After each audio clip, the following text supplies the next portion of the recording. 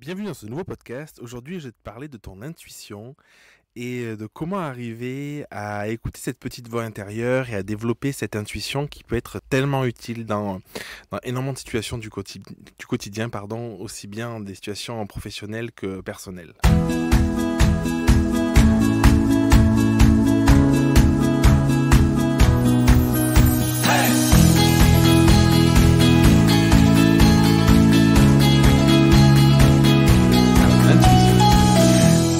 C'est un sujet assez vaste finalement, mais j'avais vraiment envie de t'en parler parce qu'on m'a posé la question récemment. On m'a demandé, mais comment t'arrives à être à l'écoute de ton intuition, comment t'arrives à être à l'écoute de cette petite voix intérieure. Moi personnellement, l'intuition, c'est pas quelque chose qui est du domaine d'une voix que je vais entendre, c'est plutôt du domaine du ressenti. Je sais pas si t'entends les oiseaux, je suis en dehors pour enregistrer ce podcast et du coup peut-être que t'entends la nature et c'est plutôt du domaine du ressenti. C'est plutôt du domaine d'une sensation que je peux avoir sur le plan corporel.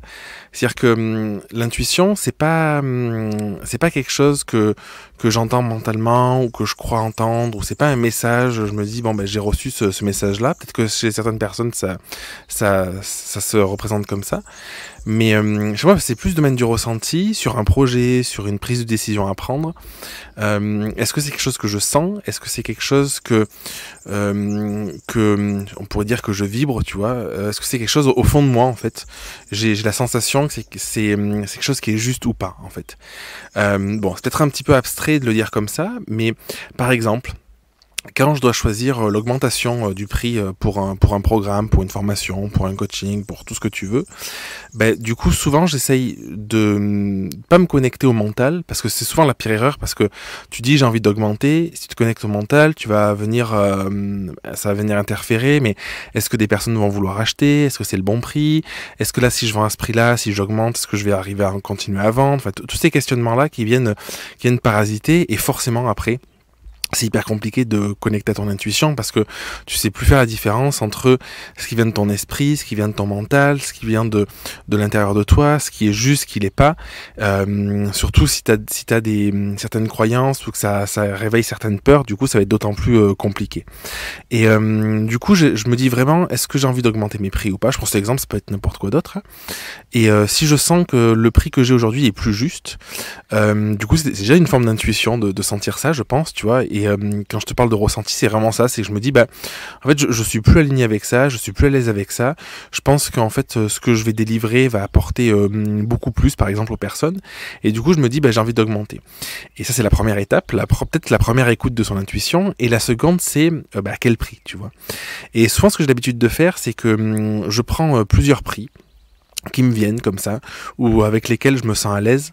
Il faudrait que je fasse un épisode complet sur les tarifs, mais pour te résumer un peu le truc, je pense que le bon prix, c'est le prix auquel tu crois avant tout. Et du coup, c'est pour ça que c'est important de se connecter à ton intuition pour le choisir, parce que a priori, si tu le sens, c'est quelque chose que tu vas ressentir juste, et du coup, qui sera beaucoup plus facile aussi pour toi à accepter, à assumer si tu as des difficultés de ce côté-là. Et du coup, je vais essayer de visualiser un petit peu les différents prix. Je peux les écrire sur des petits bouts de papier. Moi, j'utilise la méthode de Charlotte, c'est une amie. Elle les écrit sur des bouts de papier, elle les mélange tous et elle essaye de voir lequel morceau de papier, en fermant les yeux, résonne le plus. Et en fait, elle le prend, elle l'ouvre et elle considère que c'est le prix juste à appliquer. Moi, ça m'est arrivé de faire ça, mais sinon, la plupart du temps, j'essaie de me connecter vraiment à ce truc, c'est est-ce que je sens, quand je vois le prix sous les yeux, que mon corps est plutôt en mode ouais, c'est ok, tu vois, un sentiment de détente, un sentiment de presque d'apaisement, ou en tout cas un sentiment de légèreté, ouais, on peut dire ça, de légèreté. Ou au contraire, est-ce que quand j'ai mon tarif sous les yeux, j'ai plutôt un sentiment de friction? Est-ce que j'ai tout mon corps qui se referme? Moi, ça se joue beaucoup au niveau de la poitrine, tu vois, cet enfermement au niveau du centre de la poitrine, où je sens que ça se bloque complètement.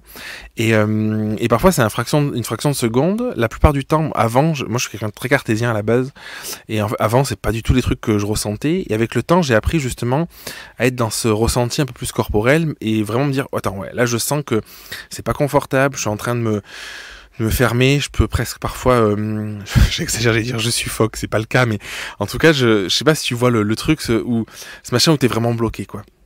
Et souvent dans ce cas-là, je me dis c'est que c'est pas pour un prix, c'est pas le bon prix, ou pour une situation, je me dis c'est pas la bonne situation, c'est pas le moment. Parce que parfois le mental est quand même en jeu, ou parfois c'est juste pas le bon moment, ou parfois t'es fatigué, c'est plus compliqué de se connecter à ça.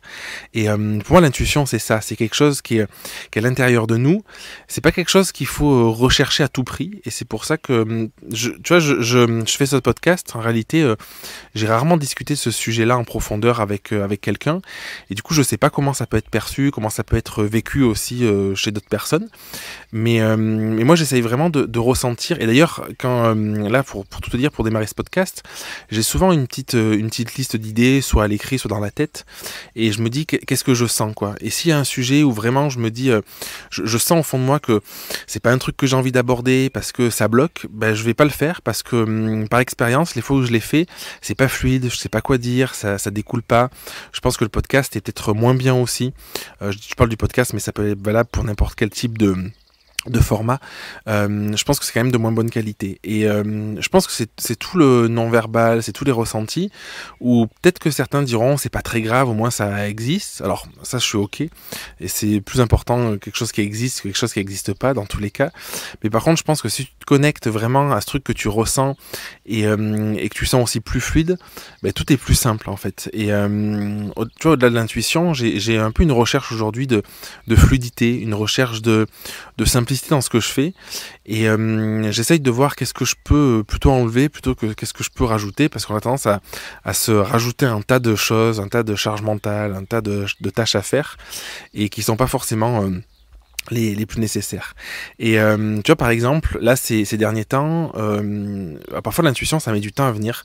Ces derniers temps, en fait, j'écrivais des articles sur le blog, et en fait ce qui se passe c'est que je me demandais est-ce que ça vaut le coup de les écrire, est-ce que c'est intéressant, tout ça, et je sentais qu'il y avait quelque chose en fait qui bloquait, mais je me disais bon c'est quand même intéressant. Et puis finalement il y a Anaïs avec qui je travaille qui m'a dit va voir les données de Google Analytics, et je suis allé les voir et je me suis rendu compte qu'en fait il y avait très peu de visites. Alors c'est du référencement, ça met du temps et tout, c'est ok, mais ça fait plusieurs mois que les articles sont écrits, il n'y a toujours pas de résultats on va dire concret, en tout cas par rapport aux attentes que je pouvais avoir, et du coup je pense qu'au fond de moi c'est quelque chose que je sentais, mais j'ai pas forcément été complètement à l'écoute de mon intuition pour le coup, même si je le ressentais parce que je me suis posé la question, et j'ai dû trouver un peu une preuve extérieure en tout cas, ou une preuve tangible on va dire, que je pouvais arrêter. Donc ça peut aussi marcher comme ça l'intuition, c'est pas un truc, c'est pas un remède miracle, ça reste du ressenti. Donc autant parfois tu peux arriver à ressentir si quelque chose est juste ou pas et prendre une décision,